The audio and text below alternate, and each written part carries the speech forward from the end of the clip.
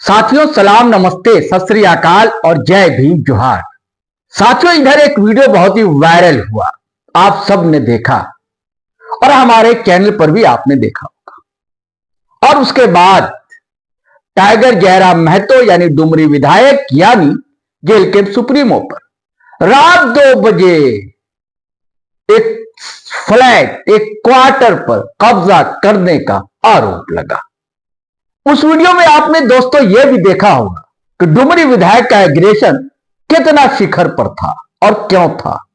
दोस्तों जो विधायक पॉप फटने के साथ अपने लोगों से मिलता जुलता हो, जनता के दुख दर्द को सुनता हो और उसके हल करने के प्रयास करता हो, वो देर रात जब बिस्तर पर सुकून के लिए जाता है तो उसका फोन खटखटा उठता है और उसके लोग बुलाते हैं उसे और वो दौड़ पड़ता है, बिना किसी सुरक्षा गार्ड के वो निकल पड़ता है अपने लोगों से मिलने। और वह उसी क्वार्टर के पास पहुंचता है जहां देखता है कि 4 थाने की पुलिस एक फ्लैट को खाली करवाने पहुंची। दोस्तों आप ही बताएंगे, क्या यह दबंगई है, क्या यह निजी स्वार्थ है, या क्या यह अपने लोगों के दुख दर्द को हरने की एक कोशिश है।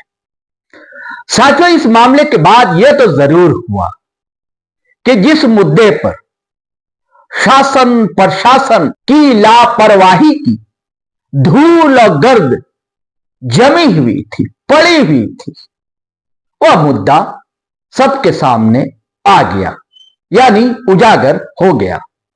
यानी बीसीसीएल और सीसीसीएल के हजारों क्वार्टरों पर अवैध कब्जा और ऐसी कई जमीनों पर भी बेजा कब्जा अतिक्रमण। दोस्तों फिर क्या था, अखबारों की कतरनें वायरल होने लगी जो समय समय पर अलग अलग अखबारों में छपती रही थी, प्रकाशित होती रही थी। किसी ने लिखा बीसीसीएल के 13,388 क्वार्टरों पर बाहरी लोगों का कब्जा। किसी ने लिखा था सीसीएल के 5,500 क्वार्टरों पर कब्जा। किसी का टाइटल था 58,736 आवासों पर है अवैध कब्जा। किसी ने खबर बनाई थी यूपी के आदमी ने बोकारो में खरीद ली 74 एकड़ वन भूमि, देखता रहा विभाग। कोई लिखा सेक्टर 9 में 120 एकड़ जमीन पर है कब्जा। तो किसी अखबार ने लिखा था 3,000 एकड़ भूमि पर अतिक्रमण, 25,000 लोग अवैध ढंग से जला रहे, 5 एमए बिजली। लेकिन दोस्तों यह बात अलग है कि ये सारी खबरें, सारी सूचनाएं लोग इग्नोर करते रहे और सरकार के कानों पर सीसीएल बीसीसीएल के आला अधिकारियों कान तक जू तक ना रेंगी। लेकिन साथियों जिनकी जमीनें कल कारखानों और खदानों के कारण चली गई, जो विस्थापन का दंश झेलने को अभिशप्त हैं, उनके अंदर तो एक दावानल धधकता ही रहा।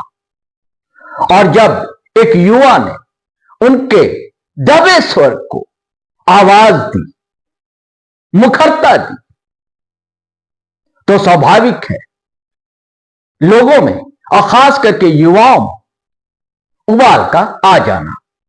साथियों विस्थापन, पलायन, अधिग्रहण और अवैध कब्जा, इस कहानी का सच और क्या क्या है, क्या सच है इस कहानी का, इस वीडियो में हम आपको बताएंगे।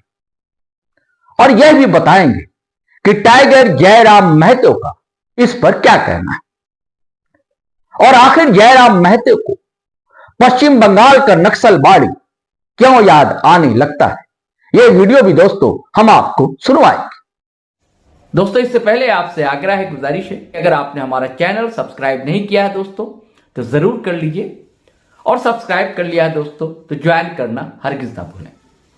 और साथ ही वीडियो धड़ाधड़ फटाफट खटाखट शेयर करें, लाइक करें, कमेंट करें, थोड़ी देर की ब्रेक दे दोस्तों, फिर अपन मिलते हैं।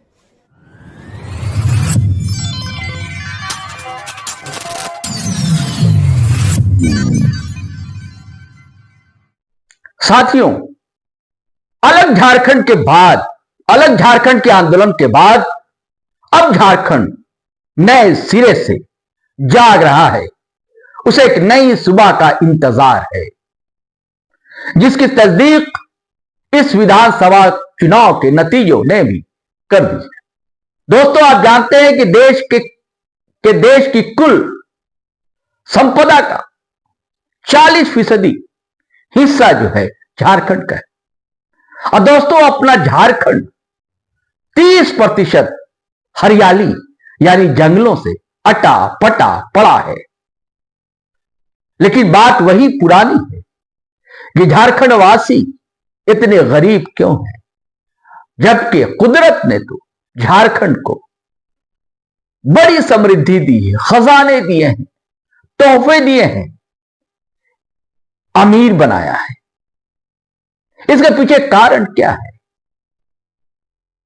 क्या सरकार की अनदेखी नहीं है? चाहे राज्य सरकार हो या केंद्र सरकार, झारखंड आंदोलन से उपजी पार्टी और उनके नेताओं ने सिर्फ जुमलेबाजी ही तो की है।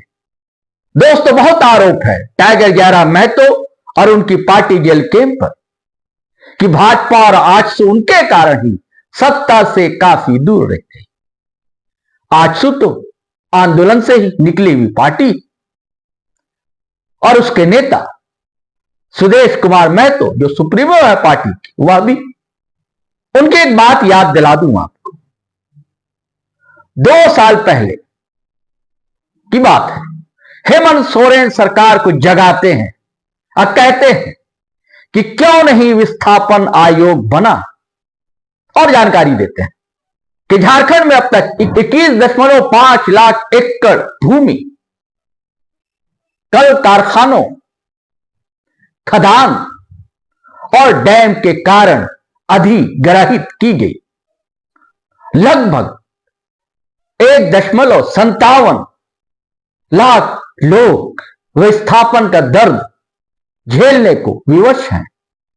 हम शाबाशी देते हैं सुदेश महतो को। लेकिन सुदेश महतो जी, तब आप कहां थे जब आप सत्ता में रहे?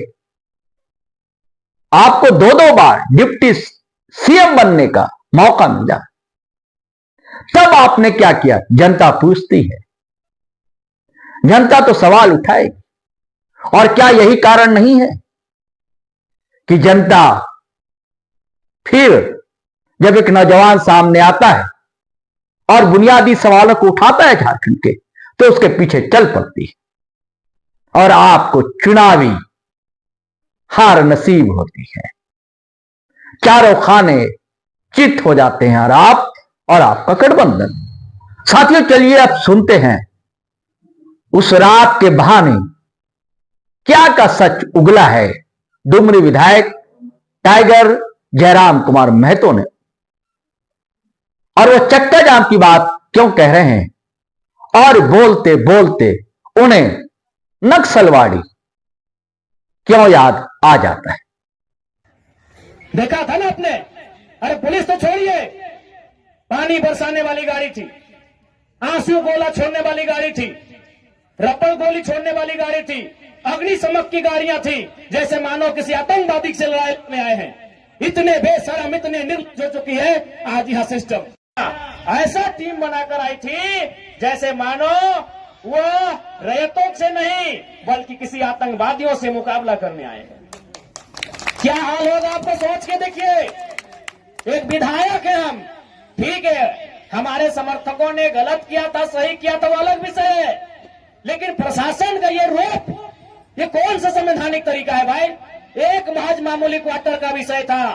ऐसे ऐसे क्वार्टर धनबाद बोकारो में गिनेंगे तो शायद 1 लाख के आसपास होगा, 1 लाख आसपास होगा। एक मामूली क्वार्टर के लिए जो प्रशासन ने अपना एक घृणित चेहरा दिखाया, बिल्कुल ये घृणित चेहरा था प्रशासन का, ये नफरती चेहरा था प्रशासन का, ये असंवैधानिक अमानवीय चेहरा था प्रशासन का। एक विधायक के साथ जब वो इस प्रकार का व्यवहार कर सकते हैं तो सोचिए आम ग्रामीण रैयत विस्थापितों का क्या हश्र होगा आने वाले सालों में। इसलिए आज मैं तमाम रैयतों से जिन्होंने किसी परियोजना में, किसी कल कारखाने में कि डीवीसी की परियोजना हो या सीसीएल पीसीसीएल की परियोजना हो, जिन्होंने अपनी जमीन देने का काम किया है, आज उन्हें एक मंच में आने की आवश्यकता है। मैं आपसे यह आह्वान करने आया हूं। आज मैं एक विधायक हूं, एक 30 साल का युवा, एक सुनहरा सपना, एक सुनहरी जिंदगी हमारे सामने, लेकिन आज उस जिंदगी को ठोकर मार के हम कांटों की ताज को स्वीकार करते हैं। उस सुनहरी, उस मखमली जीवन को हम ठोकर मार के कांटों के रास्ते को चुन रहे हैं, जबकि आपको भी मालूम है हम माननीय हैं, फूलों का बिस्तर हमारा स्वागत करने के लिए तैयार है, लेकिन हम कांटों की राह चल रहे हैं। आज प्रत्येक दिन दर्जनों ठेकेदारों का फोन आता है, बैठेंगे विधायक जी, दर्जनों वीआईपी लोगों का फोन आता है, 2 मिनट बैठिए विधायक जी। और आपको भी मालूम है उनके साथ बैठेंगे तो क्या डील होगा, आपको भी मालूम है। करोड़ों में ना सही लाखों में तो डील जरूर होगा। यानी एक मखमली बिस्तर को हम ठोकर मार के कांटों के साथ चल रहे हैं। किसके लिए? झारखंड के चितावाम के लिए हम चल रहे हैं। आज क्या कमी होगी, एक माननीय को क्या कमी हो सकती है भाई?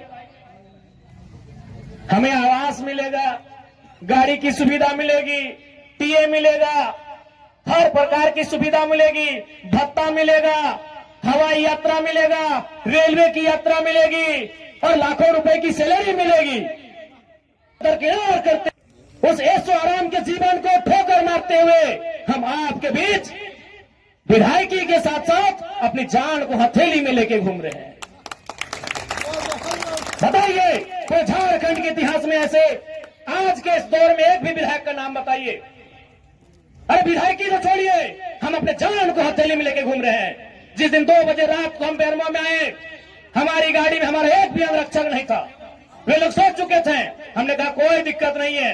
हमने केवल ड्राइवर को फोन किया, वो भी अपने ससुराल में थे, क्योंकि आपको भी मालूम है मेरे घर में इतना जगह नहीं है कि हम 4 लोगों को ठहरने के लिए बोल सके। बगल में हमारे एक मित्र का घर है, वहीं रात रहने के लिए हम जाते हैं, वो विधायक है। हमने तुरंत कहा कि अगर हम अपने अंगरक्षक को लेने के लिए जाएंगे तो शायद 10 से 15 मिनट का लेट होगा, उतना देर में हम कम से कम डुबरी की दूरी पार कर जाएंगे। 20 किलोमीटर हम 15 मिनट में सफर कर जाएंगे, इसलिए अंगरक्षक को सोने दीजिए, हम अकेले आएंगे। हम अपने जान को, अपने जीवन को हथेली में रख के चल रहे हैं। किस लिए? ताकि आज झारखंड की शोषित वंचित जनता को न्याय मिल सके। तो आप इतना तो कर सकते हैं, एक 30 साल का लड़का अपने आराम के जीवन को छोड़कर, ऐसो आराम को छोड़कर आज आपके लिए कांटों के रास्ते में चलने के लिए तैयार है। आप कम से कम ये जो 15, 16, 50, 60 समितियां बना के रखे हैं विस्थापन के नाम में, क्या एक नहीं कर सकते हैं? आप जिस दिन एक करेंगे इनको यहां से उखाड़ के फेंक देंगे। अब कीजिए। आज बीएसएल में भी हम जाते हैं, वहां 52 समितियां हैं। विस्थापन मोर्चा, विस्थापन क्रांतिकारी मोर्चा, विस्थापन उलगुलान मोर्चा, तो विस्थापन इनकलाब मोर्चा, 52 से 50 समितियां हैं। आप अपने आप को एक कीजिए, आज अपने निजी स्वार्थ का त्याग कीजिए, आज अपने मन के मतभेद को त्याग कीजिए, क्योंकि आज अगर नहीं समझे तो याद रखिएगा आने वाले 20 सालों में, अरे आज तो कम से कम आपके हिस्से की बात कोई कर पा रहा है, आपकी हक की बात कोई बोल पा रहा है। आने वाले दिन अगर बोलेंगे ना तो शायद आपकी जबान काट ली जाएगी, बिल्कुल काट ली जाएगी। ये कौन सा रूप था? आप ही बताइए, कौन सा रूप था प्रशासन का? आज हो सके आज भी मेरी बातों को कुछ लोग तोड़ मोड़ के प्रस्तुत करेंगे कि विधायक के बोल सुनिए। अरे उनको नहीं मालूम है विस्थापन का दर्द क्या होता है। अगर वे विस्थापन को अध्ययन कर लेते तो शायद ये बोली बोलने का अवसर नहीं देखते। इसलिए आज मैं आपको स्पष्ट कहना चाहूंगा, और मैंने विधायक बनने से पहले ही कहा था, मैंने सांसद का चुनाव लड़ने से पहले ही कहा था कि आज जो हाल मैं देखता हूं पूरे झारखंड का, आज जो मैं अफसरशाही का व्यवहार देखता हूं, आज जो मैं प्रबंधन की मनमानी देखता हूं, मैंने बहुत दुखी होकर कहा था कि मैं पीएचडी का स्कॉलर हूं, लेकिन मैं शायद इस बात को आप लोग मेरा गलत कहें, लेकिन मैं कह रहा हूं कि कोयलांचल में रहने वाले लोग जो विस्थापित लोग हैं वो हम दो, हमारे दो नहीं, 2 बच्चों को एक्स्ट्रा जन्म दीजिए और उनको केवल और केवल विद्रोह की भावना के साथ तैयार कीजिए कि आपको बदला लेना है। बिल्कुल इस मेरी बात से बहुत सारे लोगों को आपत्ति होगी कि माननीय कैसा बोल रहे हैं, लेकिन उनको क्या मालूम कि जिस जमीन को हमारे बाप दादा ने 1970 में दिया है, हमारे बाबूजी मर गए, लेकिन आप भी जवान बेटा वो बुढ़ापे की ओर चला गया है, लेकिन इंसाफ नहीं मिल पाया है। और ये तो गनीमत है। झारखंड के किसान भोले भाले हैं, झारखंड के किसान सरल हैं, झारखंड के किसान सीधे साधे हैं कि आज 1970 की लड़ाई को घिस घिस कर अपने जीवन को, अपने खून को गला गला कर लड़ रहे हैं। अरे ये बंगाल याद होगा तो 1964-65 का दौर था। एक दिन पहले कुछ जमींदारों ने, कुछ सामंतवादियों ने एक किसान को मारा था, उन्होंने नक्सलवादी और नक्सलवादी जैसे घटना को अंजाम दे दिया था। एक दिन पहले ये तो झारखंड के किसान हैं कि 70 साल से बर्दाश्त कर लिए, बंगाल के किसानों ने एक दिन बर्दाश्त नहीं किया था। आज आप नक्सलवादी सुनते हैं ना, नक्सली नक्सली नक्सली, ये डिक्शनरी का वर्ड नहीं है, नक्सली कोई पूरा वर्ड नहीं है। नक्सली बुरा हो सकता है, नक्सली वर्ड बुरा वर्ड नहीं है। नक्सली एक्चुअल में, वास्तव में बंगाल में दार्जिलिंग जो क्षेत्र है वहां एक गांव है, उसका नाम है नक्सलवाड़ी। नक्सली कोई डिक्शनरी का शब्द नहीं है जिसको हम लोग झारखंड में सुनते हैं नक्सली। एक बंगाल का गांव है, उसका नाम है नक्सलवाड़ी। उसी गांव में घटना घटी थी। किसानों को कुछ जमींदारों ने, जमींदार को आप प्रबंधन से ही तुलना कर सकते हैं, जमींदार को आप प्रशासन से तुलना कर सकते हैं, तो कुछ जमींदारों ने, उस किसान का नाम था जंगल संथाल, लगभग 6 फुट ऊंचाई का वो किसान था, उसका नाम था जंगल संथाल। उस किसान के कुछ साथियों को लाठी डंडे से पीटने का काम किया था। बदले में एक ऐसा क्रांति आती है, उसे आप नेगेटिव कहिए, पॉजिटिव कहिए, वो विषय नहीं है कि आज उसे नक्सली और नक्सलवादी का नाम दिया गया। वे किसानों की घटना थी। अरे उसकी तुलना में तो झारखंड के लोग सीधे साधे भोले भाले लोग हैं। आज 70 साल से पीस रहे हैं, आज 70 साल से घिस रहे हैं। आज कई पीढ़ियां बर्बाद हो गई। आंखों के सामने बूढ़ी माँ इलाज के अभाव में तड़प तड़प के मर गई। आंखों के सामने जवान बेटा बेरोजगारी से तंग आकर खुदकुशी कर लिया।